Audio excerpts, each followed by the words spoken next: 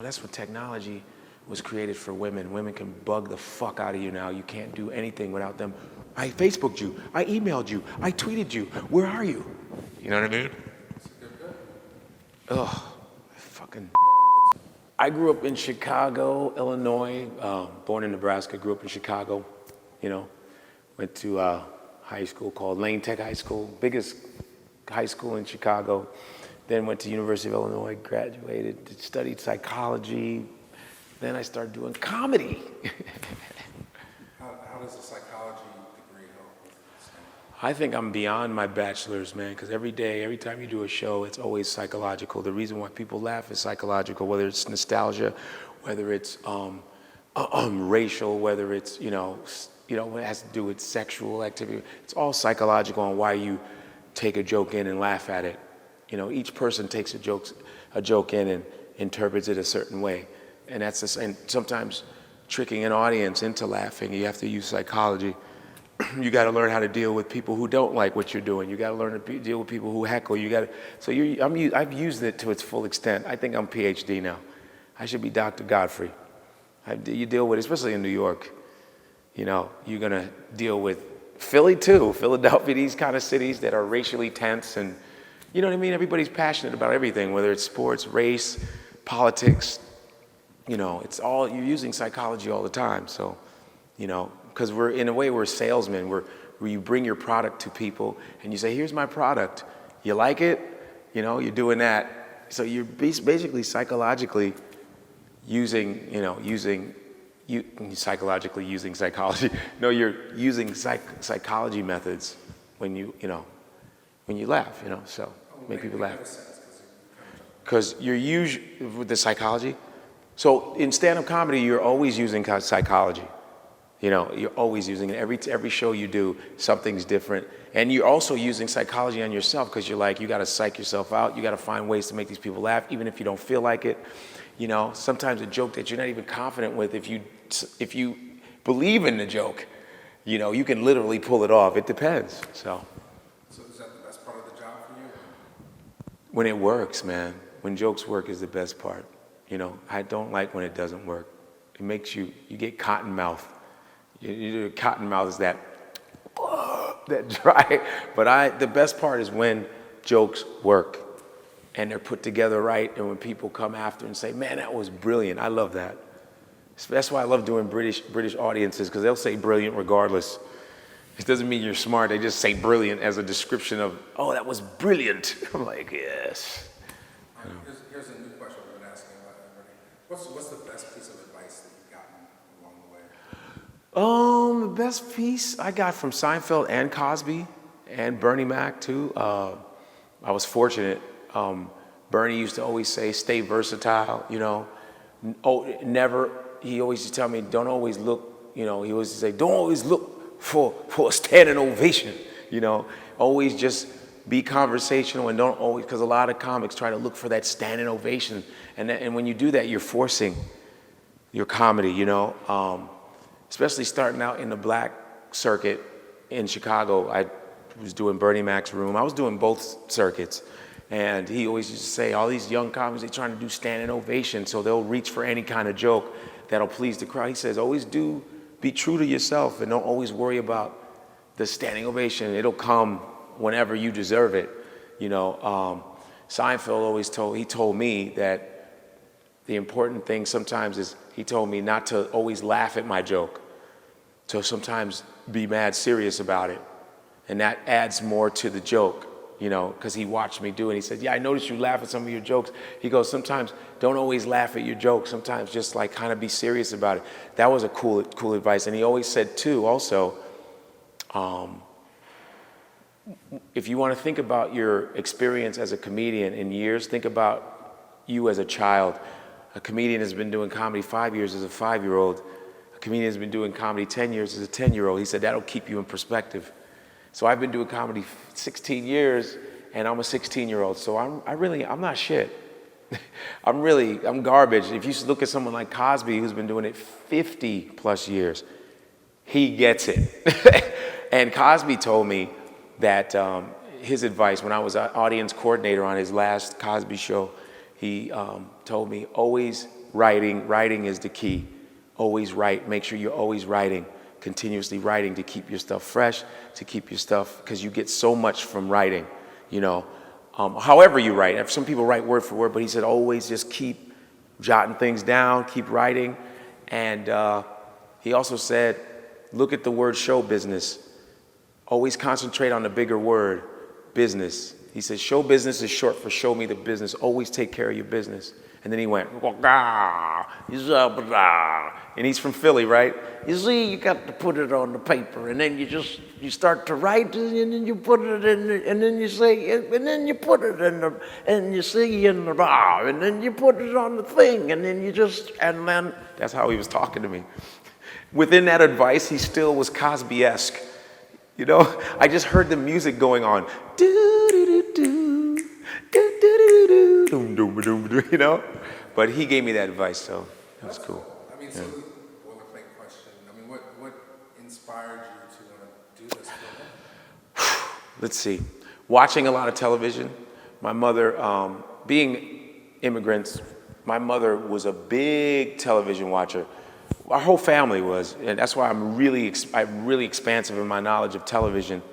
I watched a lot of old classic movies. I watched a lot of classic stuff. Lucille Ball, I mean, you know, Lucille Ball, Three Stooges. You know, you watched, let's see, Three Stooges, you watch old film classics, you know, Flip Wilson. I grew up on a lot of stuff. Johnny Carson was a big hero of mine. And just to see other comedians come on the show, that's what a lot of that inspired me, but I wasn't, when I was little, I didn't say I was going to be a comedian.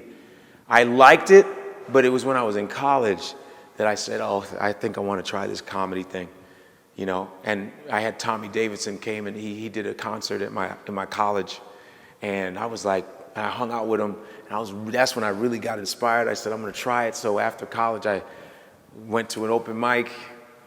You know what I'm saying? It was the scariest shit ever. If you ever want to clear your bowels, do stand-up comedy for the first time. So it's like getting a fix? Or? It was a fix. It was like once I started and I finally got my feet wet, whatever. I was like, this is where I need to be, because I'm a talkative person. I'm opinionated. I hate a lot of shit. I like a lot of shit. And comedy to me was the best form for a guy like me. I can't sit in class and pay attention long. I'm restless, you know, and I have a lot of energy. So I thought that this was the perfect, and so far it's worked out. Up and downs, but pretty much worked out so far. Definitely. So, Black by Accident, I mean, yeah. How would you describe your brand of comedy? My brand of comedy is comedy that's for everybody, you know. Black by Accident actually describes what I am as a performer, actor, whatever. I'm just one of those dudes that I happen to know, because, you know, when you see a black comedian, people think black comedy, a lot of times audiences expect certain subjects. Spanking, we were so poor, give it up for the black women. The black ladies, you know, it's always those black subjects. Church, you know, and I talk about church, but I talk about growing up in the Catholic church, because I did. You know, Africans and Caribbean, they're Catholic. They love the Catholic church. I wasn't, hallelujah, praise the Lord. I was opposite of that. So my Black by Accident, sometimes even when I see black audiences, whenever I used to do my comedy, I would always say something different than what most of the comics were talking about. Because I have immigrant parents, I mean, and people were like, oh man, you ain't from the ghetto. I said, first of all, Africa is a worse ghetto than American ghettos. So American ghettos ain't shit compared to Africa, you know what I mean? You got cats that stand on a corner, but in Africa, there are no corners. There's no cement laid down. It's just a dirt patch, you know what I mean? But I mean, that's why Black by Accident is so significant. It's because I would always say things that were opposite of what I look like. Because people judge you aesthetically. They go, oh, it's a black comic. We're going to hear the typical. That's why when people come to see my show, if it's like a white audience majority, or I don't want them to feel, is this going to be a black show? No, they're going to be like, oh, this was funny. This was funny, but it wasn't black. Because one thing I don't like is, as a black comedian, when there's a white audience, I don't want them to laugh because they're uncomfortable and they feel that, oh, we're uncomfortable, and they laugh from being uncomfortable. I want them to laugh because they relate to you, like you're literally funny. I don't want no affirmative action laughter. You know what I mean? I want to earn my shit. I don't want affirmative action. Oh, well, he's black and he's Negro and very urban. No, I don't want anybody laughing at me. I want them to laugh with me. And I would rather sacrifice people being upset at me because I'm a smart dude and not going into that, that what people want is a stupid black mentality. I don't want to be laughed at. And I wasn't raised that way, and I will never be that way. I want people to respect me as a comedian, respect me as an intelligent guy, and I want to treat everybody equally. I want you to look at me equally, not there's a black dude tap dancing up there and let's just be no. I want people to laugh because they go, I related to you, and it wasn't about some uncomfortable race dynamic. That joke was funny, period. That's why when I talk about my dad, it's an equalizer across the board, because everybody experienced their father telling them, giving them advice. They experienced the immigrant situation. Whether you're not even an immigrant, if you're in America, you experience hardworking parents that want the best for their kids. And that's what I try to convey, period. It's like all that black, I don't give a shit. Whether I talk about black, whether I talk about Asian, whether I talk about politics, whatever, I want it to just be funny, and it's just my take on life. It's not my black take on life. It's my take on life, man. Period. Of course I have a black perspective, because you know what? Society has given me a black perspective. I didn't know I had a black perspective until somebody hated what I looked like. You know what I mean? I had a perspective. I didn't have a black one because society gave me that. Society made me feel I was a certain way and different. So then all of a sudden it reversed. Now I have a black perspective because of the society, but if there was no such thing as racism, we all just have a perspective. You know what I mean? So that's where that's come from. Well, and you have a global perspective. And that's the thing about it too, is the international aspect. One thing about my father, he always made sure we grew up around multicultural areas or predominantly white. He always wanted us to be in reality. The global thing was just being African. Our music-wise, I grew up. I had relatives that were musicians in Nigeria, very famous musicians. We were always around music, art. We went to, we looked at the world, from everywhere. We were always aware of other countries because our relatives we had relatives in London, relatives in South Africa, all over. So we weren't just American-centric. We were always like, oh, there's Africa, there's London, you know what I mean? So I always want to be able to be global. That's why I can go overseas. A lot of comedians, especially in New York or those places where there's a lot of immigrants, they can always travel overseas and do their comedy and not even change. You know what I mean? Because that's what it's about now. You got YouTube, you got Twitter, you can talk to somebody in China like you're talking to them down the street.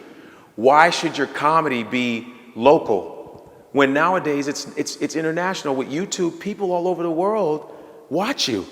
People all over. I get comments from Scandinavia, from Middle East, people who are big fans of mine. I did a show in Beirut about 1.5 years ago. They knew who I was already by the YouTube. So why wouldn't you want to speak internationally? Why wouldn't you want to be global? That's the dumbest shit to be, is not to be global. You're on a globe. Why not be that? You know what I'm saying? Well, and one of your most popular clips on YouTube was like a Indian TV show or something, right? It's a show called Comedy Factory and Rhyme Is Lot. The guy that hosts it looks Indian, but he's from Suriname, which is a Dutch colony in South America. So they're mixed with black, Indian, Dutch. So he looks like a black dude, an Indian dude, an Asian guy, all in one. And he speaks Dutch. They're the Surinamese or the Black Dutch. So see, that's the reason why I know that, because when you travel, you want to be able to know this kind of thing. So no matter where you go, there's never a problem. No matter who's in the audience, I don't feel uncomfortable because I can relate to them. And I'm not going to go, hey, I'm a black man, laugh at me. No, I'm going to be like, yeah, I'm a black man, but I'm a human being, and I'm going to convey this to you real quick. Well, so it's no coincidence then that you would end up doing audience at Cosby, warming up the Cosby Show. Right. It's not a coincidence because it was packed with all kinds of people, and Cosby is the king of universal comedy. You can literally do Bill Cosby overseas and they go crazy because Cosby, if you look at the Cosby Show, that was when I thought black people were progressive, when they were really moving on. Like, the Cosby Show was so brilliant. I mean, you talk about a guy who took a whole network and made it #1 overnight. It was in 3rd place, and Cosby Show was one of those things where they didn't believe that a black man could be a lawyer and a black woman could be a doctor and a lawyer in one house, which I had friends whose parents were doctors and lawyers, black, but Cosby really broke that open and said, yeah, we do live like this. And there are plenty of black people that live like this. You got black doctors associations, lawyers, and it's just amazing how, you know, the shows now don't convey that. Like, it's like we've taken a step backwards. I'm not calling anybody's name out, but the sitcoms now that we are in are terrible, terrible. I watch Cosby now and I just smile. I go, yeah, that's what I'm talking about. That's the kind of thing I want to do. I don't necessarily want to be Cosby because I'm a different kind of comedian, but I want that same level of respect. You know, because I always say, what would it be like if someone called Cosby a nigger? What would it be like? I bet you even a Klan member would feel bad calling Cosby a nigger because he's so dignified. That's like calling Oprah a nigger. It doesn't even seem right. It doesn't even sound right. You know, it doesn't even sound right.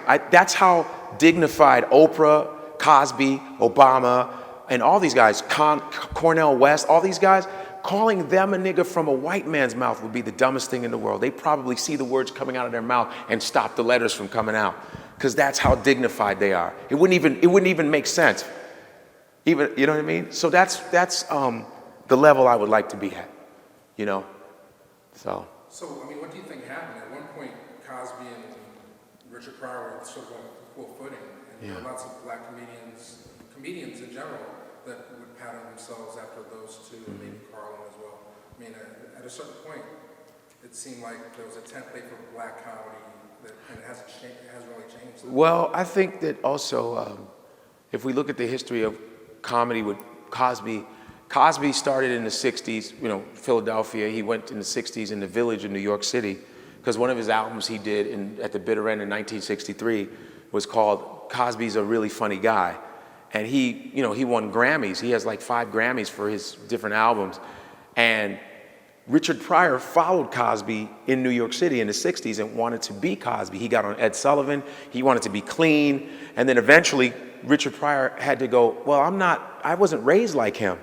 I mean, I grew up with prostitutes. My father molested me, Peoria, Illinois. I had a horrible childhood, you know? And so he started to separate himself from Cosby and called himself the crazy nigga. That was in 1971 where he made that transition. If you ever see this DVD called Live and Smoking, it's April 29th, 1971. He's at the Improv Comedy Club and he's bombing, but he's talking about himself. Like, man, my mother used to make money, you know, giving blowjobs and all this. I mean, but that was Richard. But Richard was able to get a foundation from Cosby. That's why Cosby really is the king. Because people learn from Cosby, you know? And Cosby wasn't, his comedy was colorless. It wasn't a black, and when you look at Cosby, who was the first person to be on a network television show, I Spy. You know, you look at Cosby, you think that everything came easy to him. But it actually didn't, because Cosby, the producer of the Dick Van Dyke Show, Sheldon Leonard, who was an actor, pushed for Cosby to be on I Spy because they didn't want him. And so Cosby was still a guy, they were like, nah, and you don't get any better than that. And so he had to fight for that. So then Richard Pryor was like more of for especially black comedians, a lot of black comedians that come from like the poor neighborhoods. But still, Cosby came from the projects of Philly still. But he was able to take a different road, a more educated road. Richard Pryor was a street dude. The hustlers understood him. And a lot of black comics started to model themselves after that, you know. And like the guys like the Dick Gregory's, no one gives any credit to Dick Gregory on how he broke ground in the 60s, sitting in a suit on a stool talking to white audiences with a cigarette, being that relaxed. He wasn't jumping up and down. He was subtlety. That was another guy who was black subtlety. Cosby was subtlety, but you think of black comedy as like we're always jumping around and being real loud, and that's a shame. And then when you get a comic when you see some comedians that are subtle and don't have to jump around for a joke, you know, we finally get the respect of, wow, black people can actually write jokes and not have to act them out all the time.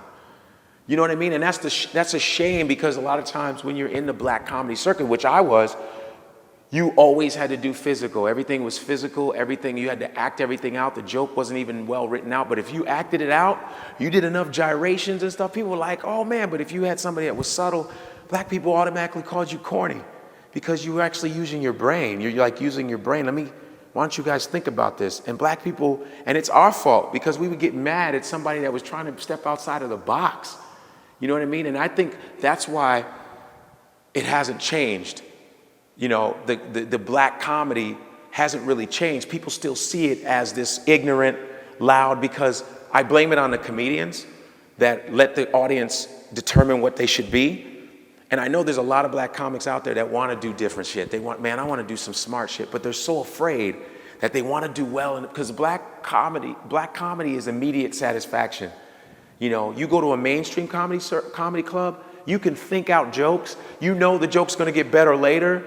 You know, but black comedy, you got to do it now. We want it now. We're like crackheads. We're literally like crackheads. I need a quick fix. But in the long run, it does you damage. You know what I mean? And I was able to always stand my ground and go, I'm not going to cater to you. I'm not going to let somebody tell me how to do my comedy. You know what I'm saying? I'm going to stick with what I stick with, because funny is funny, which people got to understand. It don't matter what you are. And what's sad is I've seen white comics do black shows, and they'll patronize black people, and black audience will be laughing at everything. Then a brother will come up and do some very intelligent shit, and they're booing that person. But they just laughed at the white dude that was acting black. That's how twisted we are. That is how twisted black people are. It's a fucking shame that we keep doing this, and it's no different than any like young black kid that wants to do better in his neighborhood, and his friends are like, man, fuck that, that's whack, that's whack. We're so caught up. You know, the funny thing is, so much stuff has changed. Like, you look at China becoming the new financial power, you see all these things changing in the world, but black ignorance is the only thing that stayed in style. It's the same shit all the time. It's a little tiring. It's a little boring. We need to change that. I'm tired of our excuses, and even about comedy. That's why a lot of black comics are fucking stagnant, because the black audiences are still laughing at the same tired shit. If they would just like sometimes let the black comics that do that hacky shit, let them bomb, let them eat their asses, and then they'll learn to do other jokes. You know what I mean? It's like, because there's an audience in the black community that wants intelligent stuff. There's a lot of black college grads. There's a lot of older black people that want dignity in their comedy. There's an audience waiting for that, man. And you don't have to jump in a dress to make them laugh. You know what I'm saying? I'm just saying I'm not trying to be on the soapbox or anything. That's good. Hollywood, we'll get into your Hollywood career for a second. I mean, just leaving it open as just Hollywood. I mean, what's the state of Hollywood? What's your relationship to Hollywood? Okay. Militant. No, I'm not going to be militant. I don't think that was militant. I'm just being for real. No, I think it's true. I mean, you're speaking the truth, so it's undisputable until we bring up soul playing. Oh no, I'll tell them. I'll explain my soul playing. I'll explain exactly the period of time when which it happened. Nobody was working that time. I hadn't gone on an audition in like 8 months. I hadn't seen a script, nothing. And this came up. Everybody and their mama read for soul playing. Do not let these motherfuckers fool you. Everybody was in there going, I ain't got no weapons. You remember that? Hollywood show. I ain't got no weapons, man. So yeah. So there was a period of time, hopefully we're through it. Soul playing. Cookout, Fat Girls. I was in original Gangsters in '96 with Pam Grier, Richard Roundtree, Ron O'Neal. I did that movie. That was awesome. I mean, you're pretty set up guy. I mean, you pass auditions. I auditioned for everything I got. I auditioned for. You know what I mean? Wait, say it right now. Say what? Isn't it everything you auditioned for you got? Yeah, everything I auditioned for, I got, you know. I didn't get it handed to me. You know, I don't have family in the business, you know. So I got it on my own steam, so, you know. Okay, so, I mean, on one hand, like, I get it, like, on stage, you are in control. Yes. Completely. What Yes. comes out of your mouth is exactly what you want to say. Yeah. But then when you want to build your name up or become Yeah. a box office or whatever, you do You got to play with you got to play along with the team. I mean, I don't have a problem with that, you know. And it's your choice. We chose this business, so it's your choice to choose what you want to go out for. You don't have to go to an audition. They just say, hey, you want a part, you got to go in, but you don't have to. You can just go, no, I don't want to go in. It's your choice. You have control. Your agents or managers, they work for you. They take 10% from you, so that's all they can say to you is 10%. You know, so as far as that, I mean, you try, like, who doesn't want to do a dignified movie? What black actor, I mean, you know, legitimate black actor doesn't want to do a movie where they look dignified? We all do. But sometimes the powers that be don't want that. They want you to be, you know, shucking and jiving and stuff. And like people say, well, you did Soul Plane. I said, you're damn right I did Soul Plane. First of all, I did Soul Plane because I wanted to hang out with Snoop Dogg. Okay. First of all, Snoop Dogg is by far one of the biggest figures, I'm talking about not just hip hop, in the world. You know what I mean? White, Asian, Hispanic, everybody loves Snoop Dogg. He's an international icon. Guess what I'm gonna do? Why don't I sit next to Snoop Dogg in a movie? You know, and another thing is, at that time we were reading for Soul Plane, my agents told me, he said, there's an ignorant ass movie called Soul Plane. It's a comedy. I said, well, let me check it out, because I hadn't auditioned in about half a year. So I was like, might as well. I hadn't done anything. And sometimes when you haven't auditioned in a long time, you need to, you know, to get the chops working. I said, all right, I'll go out for it. And every black, African-American, Negro, colored, whatever you want to call it, they were all out there reading for it, going, I ain't got no weapons, man. Everybody was auditioning for that. So when people go, it's because they didn't get the part. But everybody auditioned for it. A lot of people auditioned, models, everybody auditioned. And I was able to get it because in Soul Plane, I played the African pilot. And my thing, I did that on purpose. I said, hey, I'm going to do an accent. Because I wanted it to be opposite of what everybody was doing. Everybody was going, motherfucker. That's why I'm black. That's why I'm always trying to change the game. Even within that, it stood out though. People still remember me from Soul Plane. It's a cult classic, and you know, it's something you can laugh at. And I would do another movie like that. But I would like to balance it off with intelligent movies too. See, white dudes do dumbass movies all the time. All the time. Having sex with pie, something with Anthony Hopkins, you know? It's like, there's a time and place for everything. But it seems like our place is always in the same bullshit ass movies all the time. It's like we have one place, everybody has a bunch of places, you know? Okay. So winding it down. So what's the state of black film now? What needs to happen for it to keep growing? I think that, I don't really know what the state of black film is. I always think that, you know, and it'll be cliche. Nowadays, it's cliche to, you know, for what we should say for the black community. You know, it's so cliche now, like to go, well, what we need to start doing is start funding our own movies. I mean, anyway, you know what I mean? A lot of black people don't even help each other. So anyway, you need to get a good white dude that's willing to help. I'm just saying, it's like, I don't want to be cliche. I don't want to be sharp. I don't want to sharpen anything. I don't want to Jesse Jackson. It relates to me. I think that, I mean, I go on auditions and stuff. I'm starting to try to create my own thing. You know, I have a great management team. It's all about your team. It's all about the people you know, your network. I try to use the people that I know that I've collected over the years and just try to come up with something I think that suits me. Because I think that once you build an audience, they want to see you be yourself. They want to see what you hold true to yourself. And if it takes me taking a little longer and not doing anything demeaning to myself, then fine.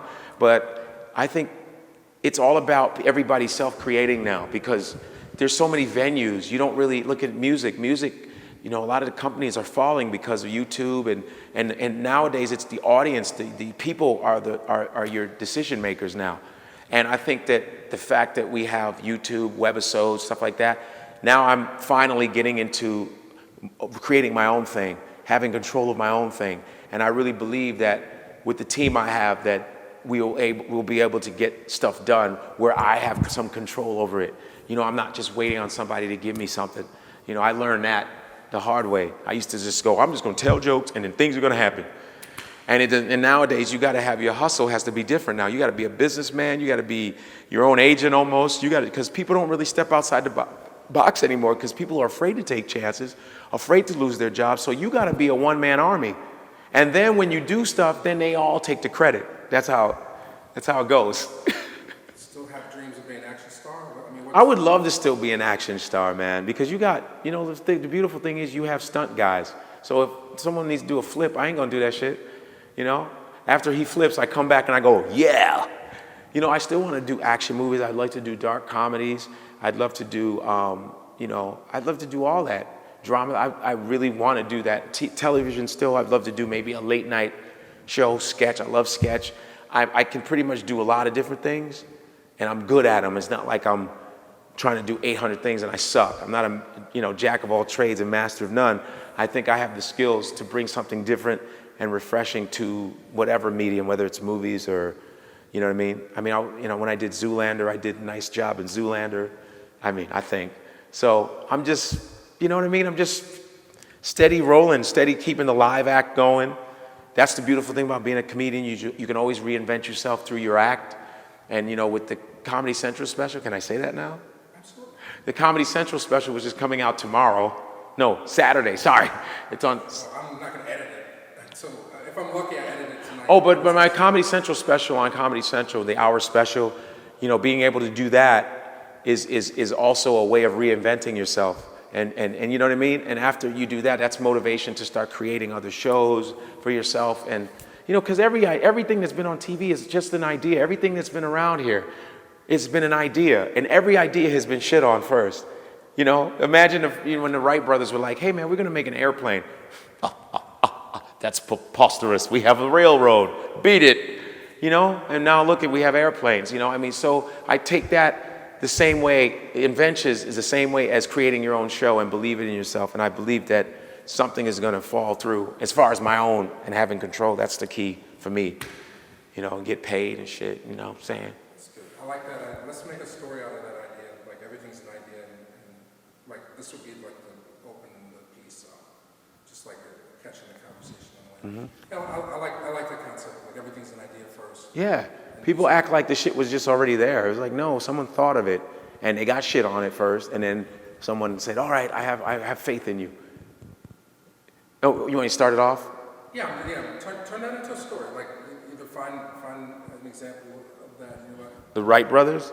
I like that, and then connect it to the idea of like you're self-sufficient in your act. I can say, you know, if you look at everything in life, from the automobile to buildings to the airplane, you gotta, sometimes as an artist, you really have to think like, you know what? That was an idea at one time. When the Wright brothers were in Kitty Hawk, they were like, hey man, you know what? I'm tired of all these trains. I think we can travel in the air. And you know they were getting shit on, like, yeah, whatever, preposterous, you know how they used to talk. That's preposterous. And you know what? Now we have airplanes, we have jets, but thank goodness it were people who were innovative and they thought outside the box and believed in themselves. And now everything you see is an idea.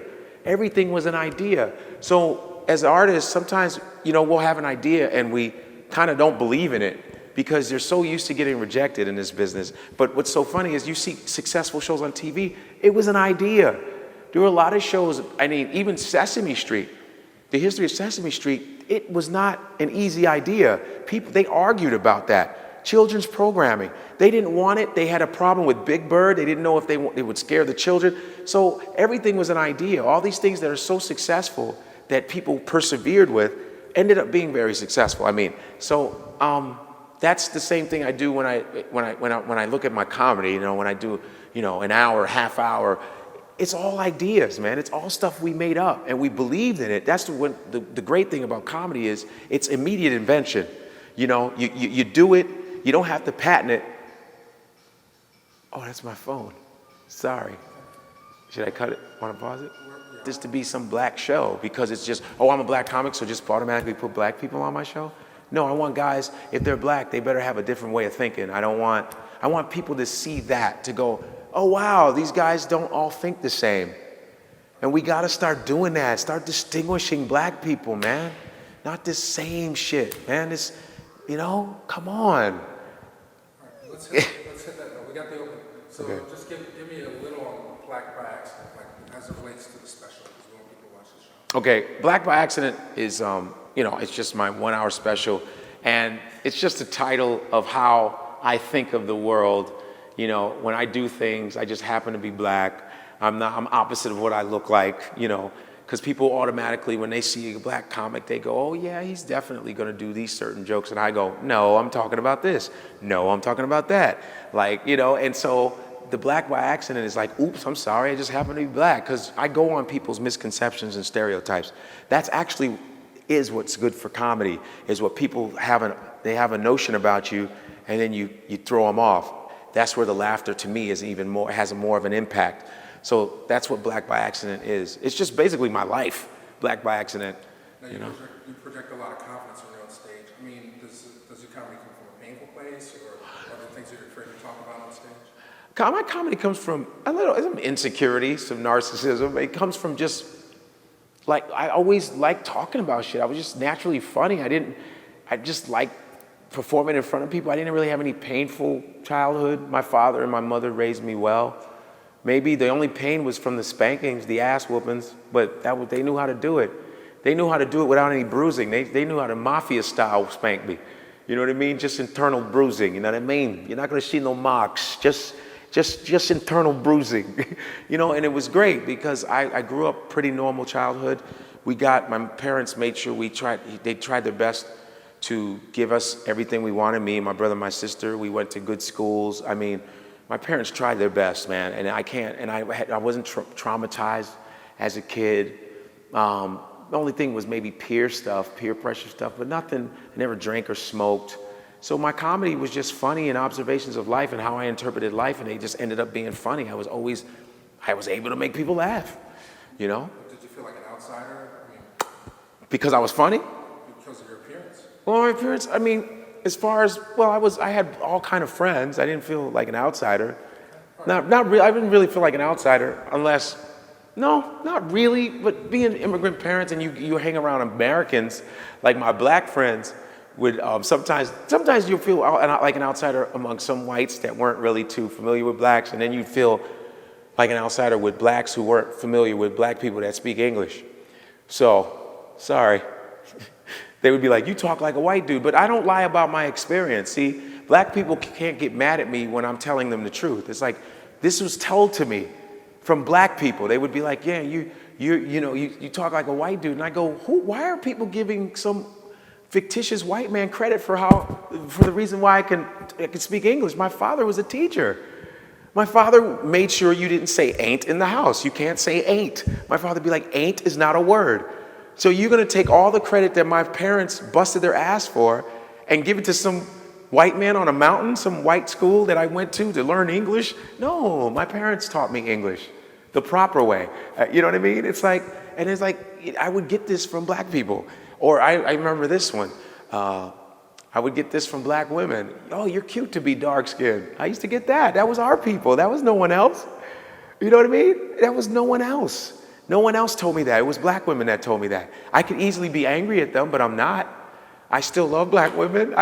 You know what I mean? I have a legitimate reason to be like, I don't like black women. Because they were the ones that told me that. And I never heard that. You're cute to be dark skinned. I'm like, I'm African. We're dark people. You know what I mean? And so I grew up with uncles and aunts that were dark and proud. And all of a sudden I go outside and guys from Mississippi and Alabama are like, man, it was the dark thing all the time. So I don't lie about my experience. I have every right to talk about it because it happened to me. You know what I'm saying?